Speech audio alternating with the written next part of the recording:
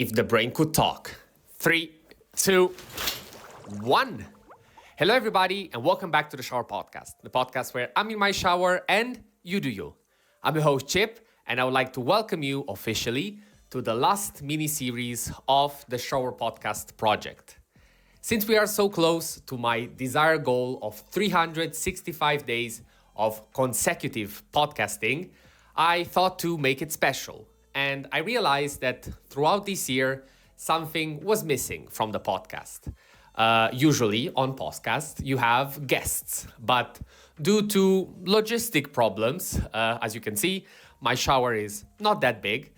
We didn't have a chance to have guests on the podcast. But while thinking about all the things that we have discussed, there is somebody that could be part of our podcast, even though we will have to work with a bit of imagination.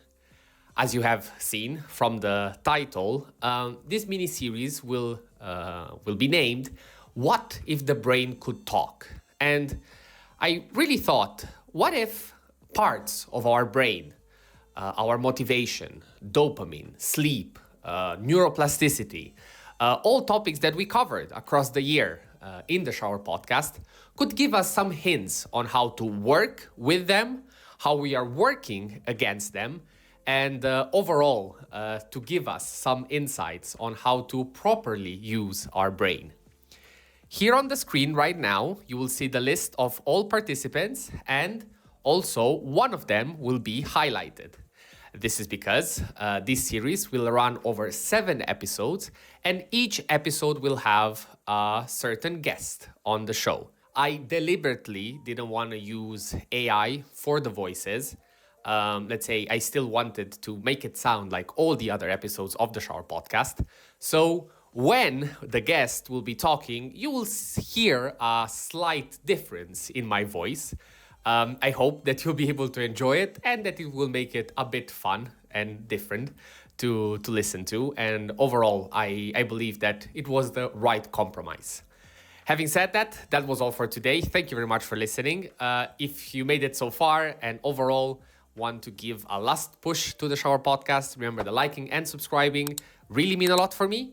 And having said that, I will leave you directly with the interview and enjoy the episode.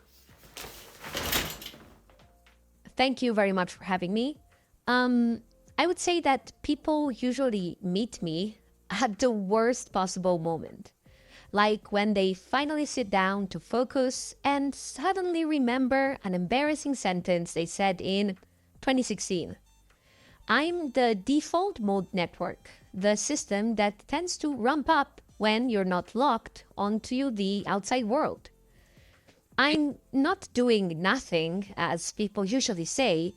I'm just doing the inner work, stitching together your sense of self, replaying the past, rehearsing conversations, and running quiet simulations of the future. Okay, that explains a lot. The moment I try to be present, my brain sometimes goes, perfect. Now that we have silence, here's a highlight reel of social crimes. So, what are you actually trying to achieve when you do that? Most of the time, it's adaptive. Think of me as the brain's story room.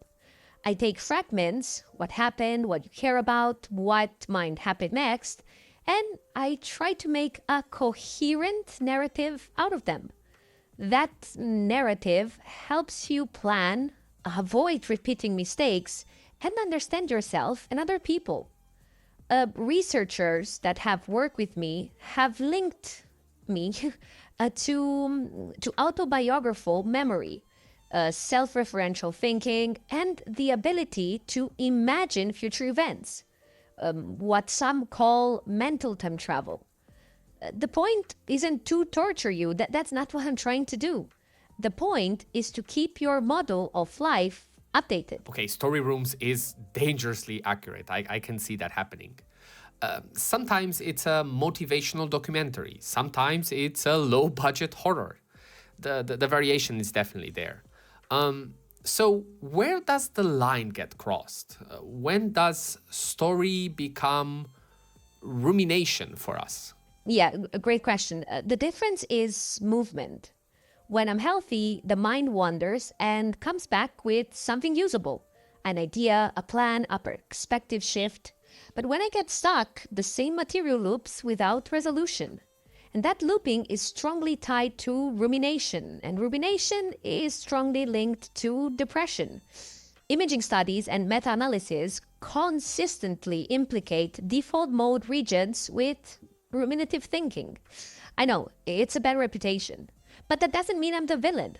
It means the system that's built to reflect can turn into a treadmill when the brain keeps asking the same and same question with no new information. So you're basically saying, I'm the room where you process things, but if the door locks, it becomes a loop. And that's actually comforting, slightly. I don't know. I have to think on that. But okay, let's flip it. Let's change argument. People want creativity. All of us want that. They want insights.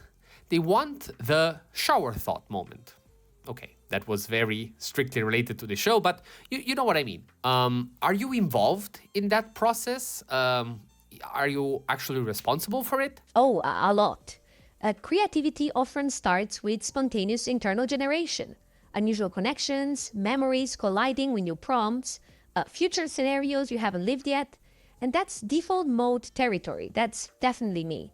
But strong creative work also needs evaluation and shaping, and that's where our control networks come in.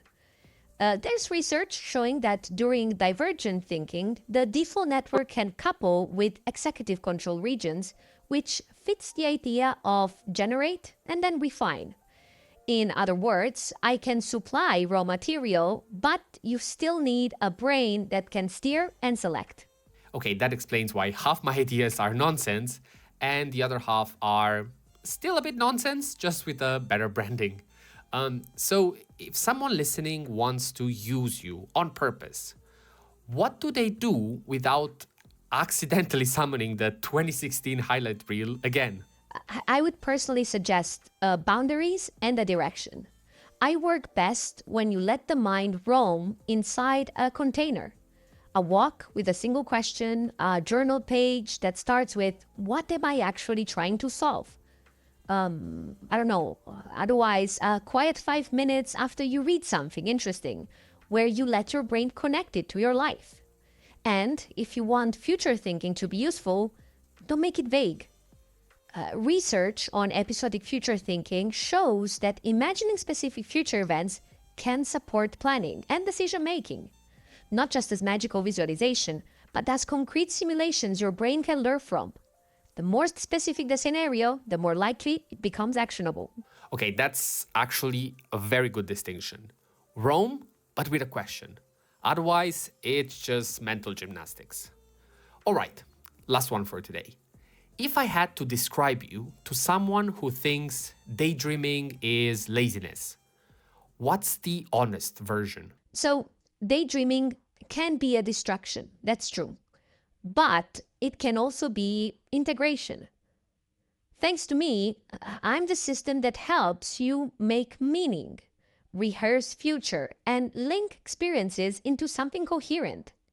If you never let me run, life becomes a series of disconnected moments. But if you let me run with no structure, as I said before, I will loop. And the skill isn't turning me off. It's learning when to use me and when to hand the mic back to the outside world. Okay, I like that. I think we can close on that. Thank you again for being here. If I had to try to recap for our listeners, what you said is that you're not the brain doing nothing, but you're the brain doing internal sense making, memory, self, future rehearsal, and that's why you show up the moment the room gets quiet. You're also a major ingredient in creativity when you're partnered with control, and you can turn into rumination when the story stops moving.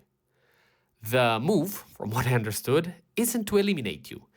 It's to give you a question and a container, so the wondering returns with something useful. Again, thank you very much for being here. If you listening have any questions, feel free to let them in the comments. And yeah, thank you very much for this episode. Welcome back. I hope you managed to enjoy today's episode.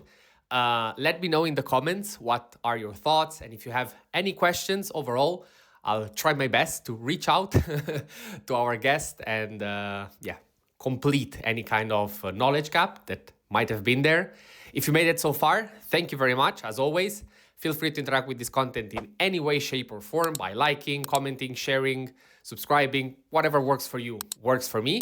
And as usual, stay consistent, stay resilient. This was the Shower Podcast, and I'll see you tomorrow with another guest.